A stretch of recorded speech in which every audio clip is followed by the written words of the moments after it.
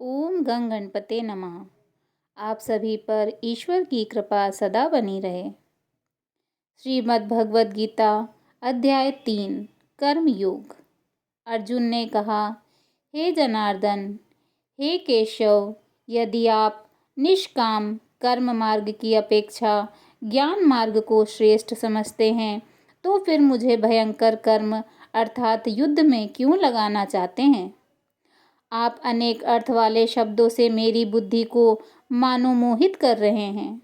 अतः इनमें से मेरे लिए जो एकमात्र श्रेयकर हो उसे कृपा करके निश्चय पूर्वक मुझे बताएं, जिससे मैं उस श्रेय को प्राप्त कर सकूं।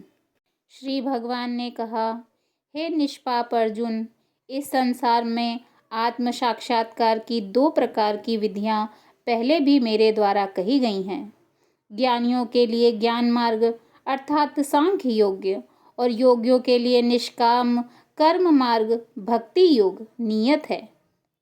मनुष्य न तो बिना कर्म किए कर्म बंधनों से मुक्त हो सकता है और न ही कर्मों के त्याग मात्र से सफलता को प्राप्त कर सकता है।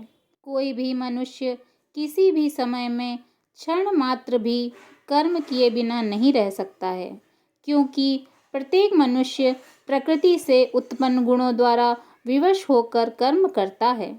जो मनुष्य कर्म इंद्रियों को वश में तो करता है, किंतु मन से इंद्रियों के विषयों को चिंतन करता रहता है, ऐसा मूर्ख जीव मिथ्याचारी कहलाता है। हे अर्जुन, जो मनुष्य मन के द्वारा इंद्रियों को वश में करने का प्रयत्न करता है और बिना किसी आसक्ति के कर्म योग अर्थात निष्काम कर्म योग का आचरण करता है, वही सभी मनुष्यों में अति उत्तम मनुष्य है। हे अर्जुन, तू अपना नित्य कर्तव्य कर्म कर, क्योंकि कर्म न करने की अपेक्षा कर्म करना श्रेष्ठ है। कर्म न करने से तो तेरी यह जीवन यात्रा भी सफल नहीं हो सकती। यज्ञ की प्रक्रिया ही कर्म है। इस यज्ञ की प्रक्रिया के अतिरिक्त जो भी किया जाता है उससे जन्म मृत्यु रूपी बंधन उत्पन्न होता है। अतः हे कुंती पुत्र, उस यज्ञ की पूर्ति के लिए संग दोष से मुक्त रहकर भली भांति कर्म का आचरण कर। सृष्टि के प्रारंभ में प्रजापति ब्रह्मा ने यज्ञ सहित देवताओं और मनुष्यों को रचकर उनसे कहा कि तुम लोग इस यज्ञ द्वारा सुख समृद्धि को प्राप्त करो, और यज्ञ तुम लोगों की इष्ट अर्थात परमात्मा संबंधित कामनाओं की पूर्ति करेगा। इस यज्ञ द्वारा देवताओं की उन्नति करो और वे देवता तुम लोगों की उन्नति करेंगे।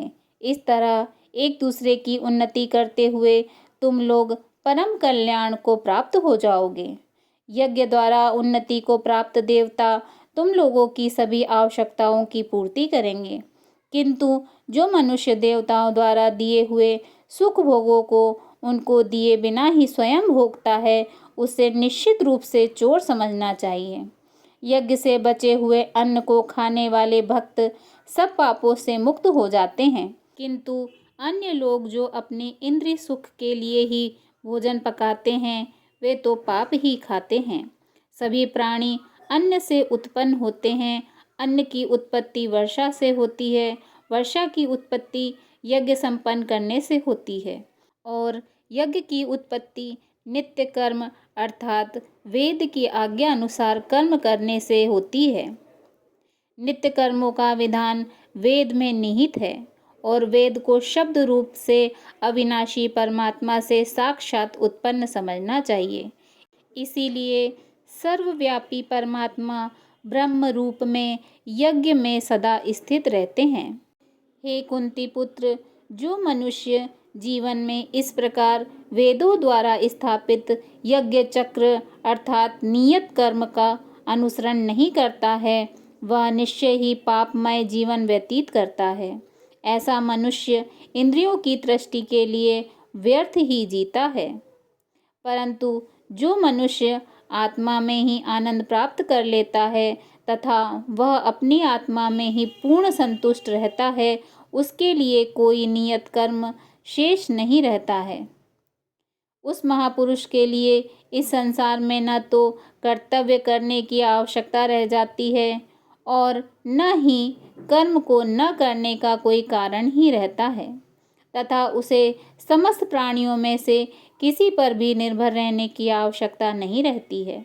अतः कर्म फल में आसक्त हुए बिना मनुष्य को अपना कर्तव्य समझकर कर्म करते रहना चाहिए, क्योंकि अनासक्त भाव से निरंतर कर्तव्य कर्म करने से मनुष्य को एक दिन परमात्मा की प्राप्ति हो जाती है।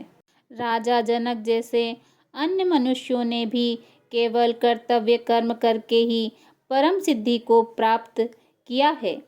अतः संसार के हित का विचार करते हुए भी तेरे लिए कर्म करना ही उचित है। महापुरुष जो जो आचरण करता है, सामान्य मनुष्य भी उसी का ही अनुसरण करते हैं। वह श्रेष्ठ पुरुष जो कुछ आदर्श प्रस्तुत कर देता है, समस्त संसार भी उसी का अनुसरण करने लगता है। हे कुंती पुत्र, तीनों लोकों में मेरे लिए कोई भी कर्तव्य शेष नहीं है। न ही किसी वस्तु का अभाव है, न ही किसी वस्तु को प्राप्त करने की इच्छा है। फिर भी मैं कर्तव्य समझकर कर्म करने में लगा रहता हूँ। हे पार्थ, यदि मैं नियत कर्मों को सावधानी पूर्वक न करूँ तो यह निश्चित है कि सभी मनुष्य मेरे ही मार्ग का अनुगमन करेंगे।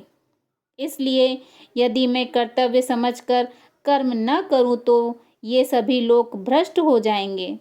तब मैं अवांछित सृष्टि की उत्पत्ति का कारण हो जाऊंगा और इस प्रकार समस्त प्राणियों को नष्ट करने वाला बन जाऊंगा।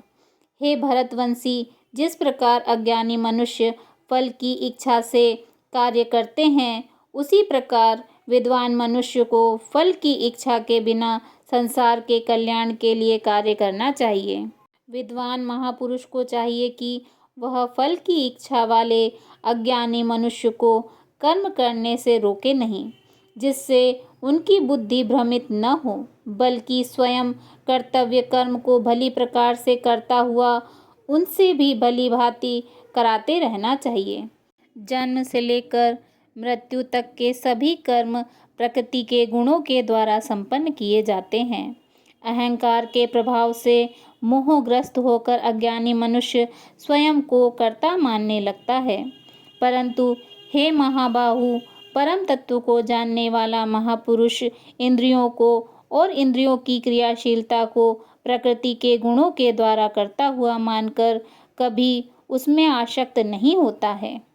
माया के प्रभाव से मोहग्रस्त हुए मनुष्य सांसारिक कर्मों के प्रति आसक्त होकर कर्म में लग जाते हैं।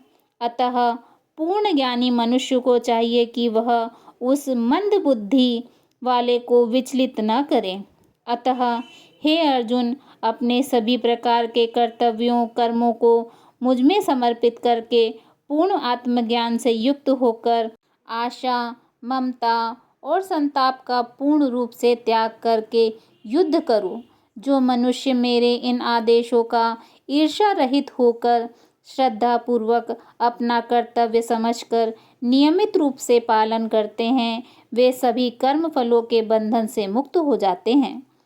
परंतु जो मनुष्य ईर्ष्यावश इन आदेशों का नियमित रूप से पालन नहीं करते हैं, उन्हें सभी प्रकार के ज्ञान में पूर्ण रूप से भ्रमित और सब ओर से नष्ट भ्रष्ट हुआ ही समझना चाहिए।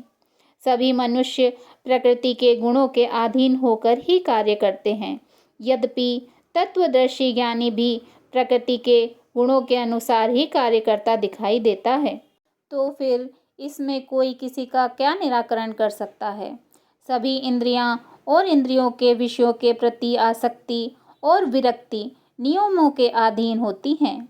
मनुष्य को इनके अधीन नहीं होना चाहिए, क्योंकि दोनों ही आत्म साक्षात्कार के पथ में अवरोध उत्पन्न करने वाली हैं।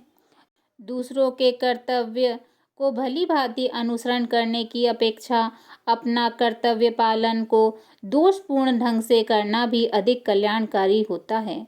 दूसरे के कर्तव्य का अनुसरण करने से भय उत्पन्न होता है। अपने कर्तव्य का पालन करते हुए मरना ही श्रेयस्कर होता है।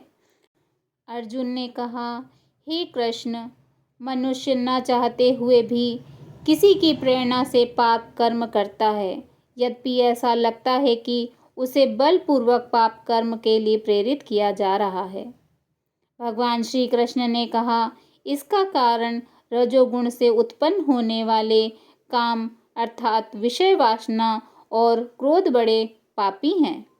तू इन्हें ही संसार में अग्नि के समान कभी न तृप्त होने वाले महान शत्रु समझ।